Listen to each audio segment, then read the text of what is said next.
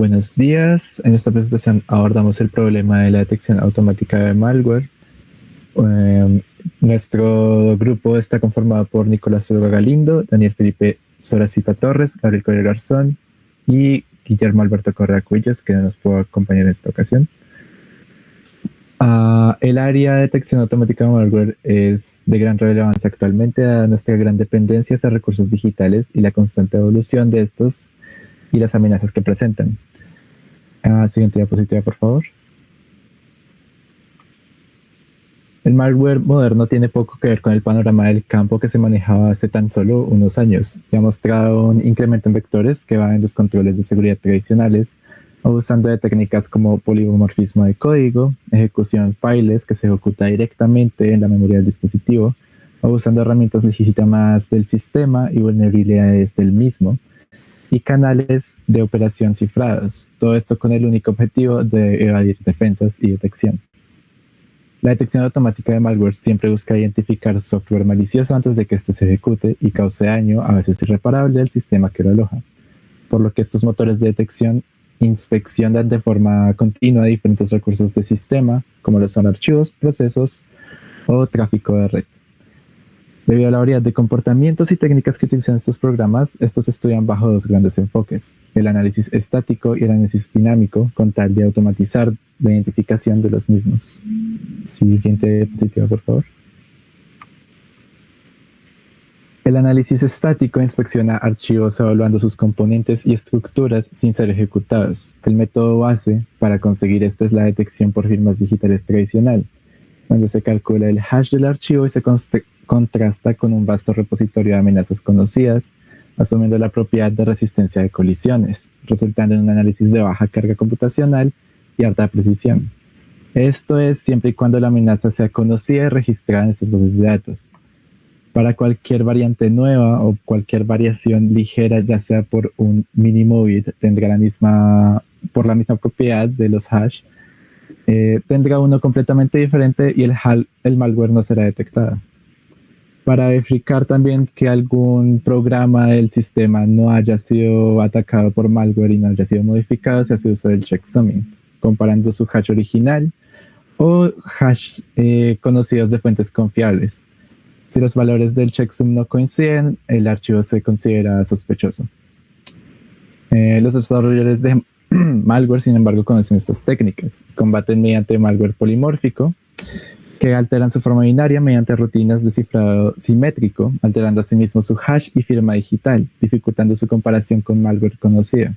Para esto, otro método de análisis estático que no requiere el registro explícito de algún hash es el análisis heurístico del código, que busca instrucciones inusuales y maliciosas comunes como bucles de descifrado, ofuscación o autorreplicación, y realiza análisis estadísticos evaluando la frecuencia y distribución de diferentes instrucciones a lo largo del programa. También se utilizan técnicas como el análisis de entropía de Shannon para medir la aleatoriedad de los bytes de un archivo, de forma que un valor muy alto indica una gran aleatoriedad y puede indicar presencia de secciones cifradas y se considera potencialmente malicioso. Siguiente diapositiva, por favor. De ser insuficiente el análisis estático de un programa debido a la ofuscación de código, se hace el uso del análisis dinámico, ejecutando el software durante su ejecución. Para esto se busca no poner en riesgo la integridad de la máquina ni sus recursos, por lo que se hace uso de métodos como el sandboxing, ejecutándolo en un entorno aislado para analizar su comportamiento o alteraciones que pueda realizar teóricamente al sistema, llegando a ser muy útil para detectar ataques nuevos de los cuales no se tenga ningún registro. Siguiente diapositiva, por favor. De los avances más importantes en la detección automática de malware está el uso de Machine Learning y Deep Learning para el análisis de amenazas, clasificando archivos y comportamientos contra grandes conjuntos de entrenamiento de muestras de programas malignos y benignos, siendo expuestos a una cantidad de datos nunca antes vista, permitiendo detectar correlaciones sutiles en malware polimórfico y en patrones de ejecución de los mismos.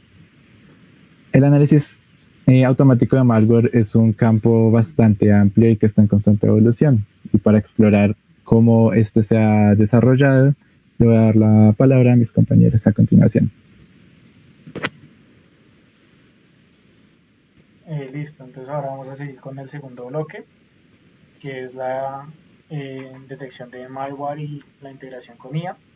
Nosotros para estas secciones empezamos a hacer una revisión sistemática de artículos y encontramos dos de un gran interés. El primero es una revisión sistemática desde el 2016 hasta 2025, en donde trata cómo se está integrando la IA y cómo está redefiniendo la forma en la que detectamos malware. Listo, entonces, ¿por qué es importante el tema? Porque nos interesa empezar a hacer una integración con IA en la detección de malware. Digamos que el contexto que estamos viendo actualmente es bastante alarmante. El cibercrimen está creciendo de una manera altísima. Según cifras, el costo global del cibercrimen en 2023 era de 8 billones y para el 2026 pues, se tiene que va a ser de 25 billones. Entonces, un crecimiento abismal y digamos que estos autores para la revisión revisaron 105 publicaciones desde IEEE Explore, Science Direct, Springer Link, y empezaron a ver que se da un concepto emergente que es el XAI o Explainable AI, que está dando una dirección prometedora en el campo. Ya vamos a continuar con, digamos que las de técnicas que ya implementan IA, donde pues vemos las que también explicó mi compañero Gabriel, en donde tenemos las basadas en firmas, en donde solo se analiza firmas conocidas, que aunque esto es bueno ya que genera pocos falsos positivos, al tener cambios pequeños pues ya no se encuentra concordancia. Tenemos el heurístico, en donde este mira más bien ciertos patrones sospechosos, que es mucho más amplio que el del anterior. Sin embargo, esto va a generar a su vez una mayor cantidad de falsos positivos. Ya donde nos empezamos a meter más en el tema de Machine Learning clásico, tenemos ya diferentes métodos en donde tenemos, por ejemplo, el Random Forest, el SVM, el KNN, que son una buena generalización, pues necesitan un feature manual. Ya después tenemos el Deep Learning con CCN, Transformers, que estos aprenden automáticamente de, de los datos. Y por último, el más fundamental, o el que más se está hablando, es el híbrido, en donde ya empezamos a trabajar en una combinación de métodos y que permite tener una explicabilidad, que se explicará más adelante. Listo, perfecto. Entonces, los autores también recalcan mucho que no es únicamente tener un conjunto de técnicas muy buenas, sino que también los datos con los que se entrenan estos modelos van a definir directamente su performance, su rendimiento. Entonces, ellos, además de analizar los artículos por sus algoritmos de detección, también analizaban la calidad de los datos que estos manejaban y podrán identificar que se tienen datasets claves como pueden ser ViruShare, Ember, MolMG, de Brin y, y CCDs, que como recalco, sin una buena calidad de datos no se va a tener un buen rendimiento de modelo. También se tiene un hallazgo fundamental a partir de todo este estudio sistemático, y es que estos modelos de IA entrenados con datasets diversos y la Feature Engineer van a superar de manera consistente los métodos convencionales, y especialmente aquellos de los que son zero days exploit o vulnerability. Entonces es fundamental empezar a darle prioridad o entender cómo estos modelos funcionan. Y se empieza a acuñar este término muy importante que es XEO, Explainable AI, que son herramientas que, además de definir o decir que hay un archivo malicioso, explican el por qué se identificó que ese archivo es malicioso. Esto pues favorece mucho el entendimiento del flujo de por qué se está quitando o bloqueando un archivo.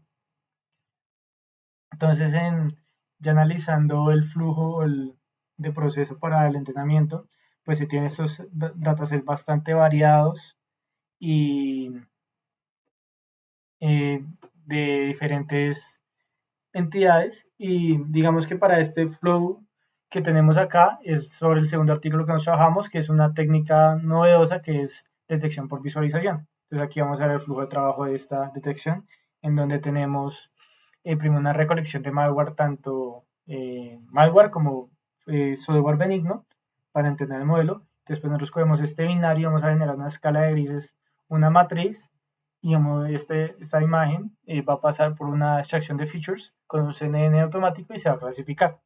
Con esta clasificación podemos evaluar o empezar a clasificar por medio de estas herramientas si un software es maligno o benigno. Ya después, digamos, una pregunta fundamental que salió en el grupo es cómo se hace esta detección o cómo se generan estas imágenes para visualizar, digamos, el malware o el código per se. Entonces, digamos que tenemos tres metodologías o tres técnicas de visualización de malware. Donde tenemos la primera, en donde se hace una imagen en binario, en donde se leen los bits crudos. Entonces, no hay necesidad per se de correr el código malicioso. Se genera una array de 2D y se hace una escala de grises. Y cada familia de malware va a generar unos patrones reconocibles y durante el proceso. También tenemos una visualización de tráfico, que aquí lo que hacemos es que generamos una sandbox y empezamos a ver los flujos de TCP y UDP. Y empezamos a generar también una representación matricial para identificar los patrones de comunicación y nos permite identificar botnets y ransomware. Y por último también tenemos para las API calls, tenemos mapas de calor y grafos que nos permiten ver las frecuencias con las que se hacen ciertas llamadas y nos permite ver subgrafos que puedan ser maliciosos. Digamos que todas estas técnicas se pueden aplicar de manera conjunta para poder tener una mejor visualización de lo que se está trabajando. Por último, vamos a ver todos los retos o ventajas y desventajas de la detección por visualización, en donde pues primero se tiene que hacer una extracción automática de las features, que no requiere una ingeniería manual per se, sino que uno con el código ya puede hacer una clasificación para ver si es benigno o no. También, como les digo aquí, ejecución libre de riesgo, el binario no se ejecuta, interoperabilidad, interpretabilidad vía Silence Maps y mapas de activación, lo que hablaba de grafos que permite ver que se está ejecutando en una frecuencia mayor a lo esperado. También que es multiplataforma, podemos hacerlo en Windows, Linux, Android, y se puede integrar con arquitecturas ya montadas de, por ejemplo, la CNN preentrenadas. Los retos que también tenemos en esta técnica novedosa, que un pequeño cambio, un concept brief puede alterar la imagen y hacer que el clasificador falle y no lo identifique como benigno o maligno. También tenemos un alto costo computacional, lo que implica que pues, si tenemos un binario demasiado grande se necesitará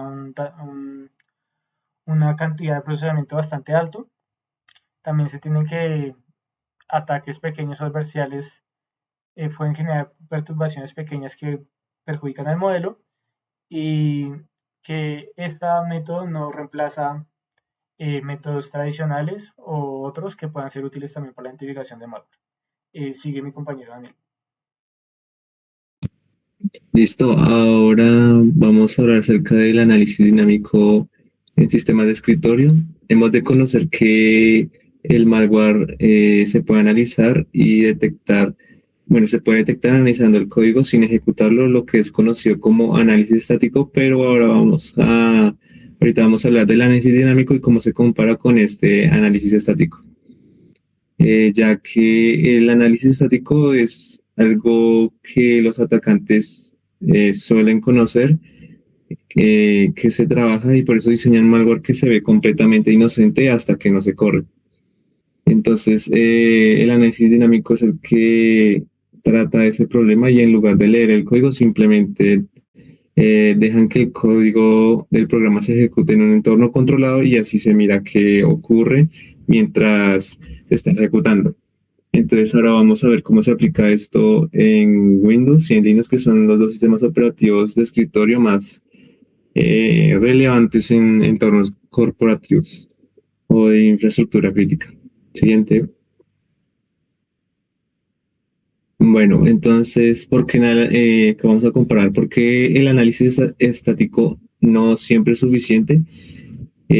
Básicamente, bueno, tenemos aquí la tabla, cuando un archivo usa ofuscación o descifrado, es básicamente o es prácticamente imposible identificarlo analizando el código. Y pues una vez que el mismo programa se ejecuta en entorno dinámico, esto resulta mucho más fácil, le resulta mucho más difícil esconder su propósito y sus funciones. Además, como se ve allí en la parte izquierda, el malware está cuando El análisis estático falla cuando el malware está empaquetado, ya que el código real solo aparece cuando se desempaqueta en memoria, y también falla cuando el malware es polimórfico o metamórfico, lo que quiere decir que cambia su propio código en cada ejecución para evitar sus firmas. Y entonces acá vamos a compararlo con el análisis dinámico, que resuelve eso de lo que acabamos de hablar, ya que, como les había mencionado, ejecuta el programa y observa su comportamiento en un entorno controlado, por lo que el malware debe ofuscarse para funcionar, y así se revela. También el malware se desempaqueta solo al correrse, a diferencia de cómo ocurre cuando es estático, y pues la ejecución del código real queda expuesta en la memoria. Y el comportamiento es difícil de disfrazar, ya que las acciones del sistema operativo, como las API y los system calls, no mienten como el código, y más adelante vamos a ver algunos ejemplos. Siguiente. Listo, ahora vamos a hablar acerca de el sandbox y cómo este es un escenario trampa para el malware, ya que es el componente central del análisis dinámico. El sandbox es básicamente un entorno completamente aislado, donde se puede ejecutar el malware sin riesgo para el sistema real.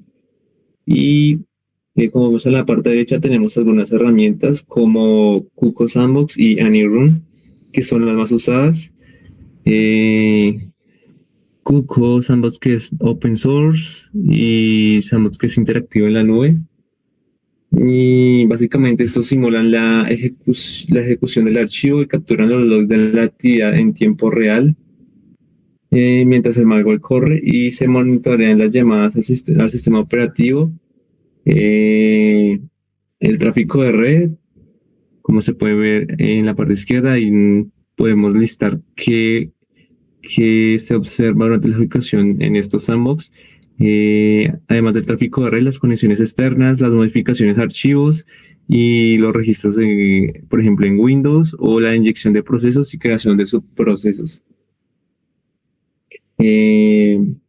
Y también hay que hablar, bueno, están las otras dos herramientas que no son tan conocidas, porque una es un fork de Cuco, y Yo Sandbox, que es como un análisis híbrido comercial. Y también hay que mencionar que existe un reto importante, ya que el malware moderno cada vez intenta como detectar si está en un sandbox. Entonces, algunos de estos ejemplares inspeccionan el hardware, como el número de núcleos de procesador, el tamaño de disco, la memoria, y si sospechan que están siendo analizados, simplemente no despliegan su comportamiento malicioso, por lo que pueden pasar desapercibidos por estos entornos controlados. Y ya, siguiente. Bueno, ahora vamos a hablar acerca de Windows, la detección y su detección por secuencia de API calls, que es básicamente la señal más utilizada para el análisis dinámico.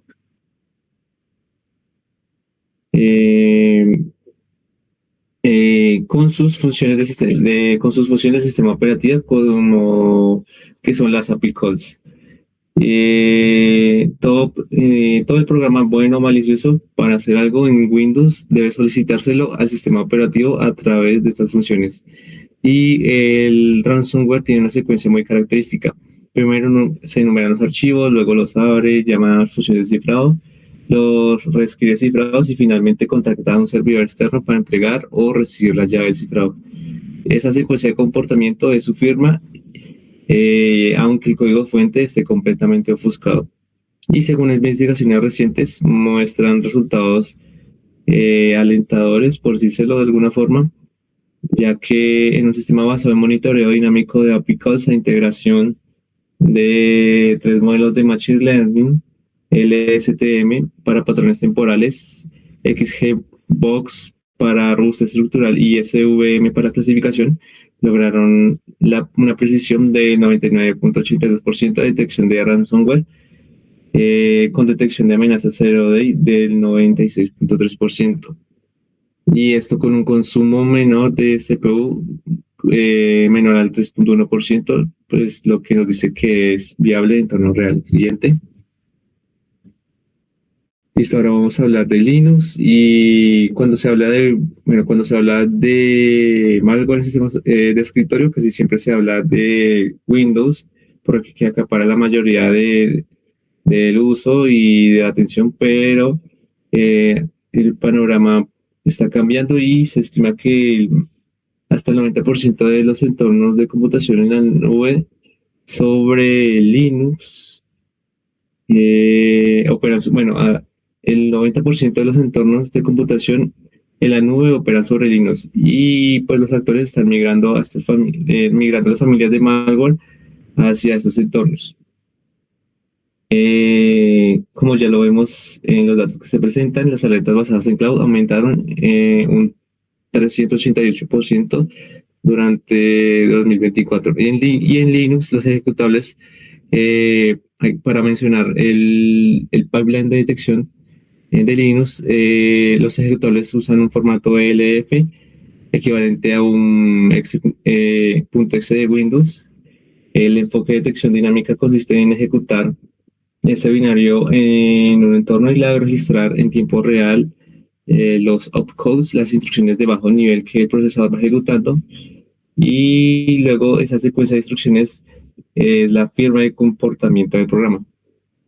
Estos se evaluaron 5 modelos de Machine Learning para detectar el malware Linux en tiempo de ejecución. Y como dato, el ganador fue Random Forest con una precisión superior al 90%, que es es importante para el análisis dinámico en Linux, ya que nos dice que es viable. Siguiente. Y ya para finalizar tenemos como una síntesis en la que podemos ver acerca de lo que he hablado, la comparación en cuanto a lo que se observa. Ambos tienen básicamente la misma filosofía, pero lo observan de forma diferente. Windows mediante sus opcodes y en Linux bajo sus instrucciones de procesador u opcodes. Tienen herramientas de sandbox, el otro no. Usan modelos de IA, tienen en Windows hay mejores resultados y ahí pueden ver las amenazas principales y las limitaciones. Siguiente. Estas son las referencias que usamos. Muchas gracias.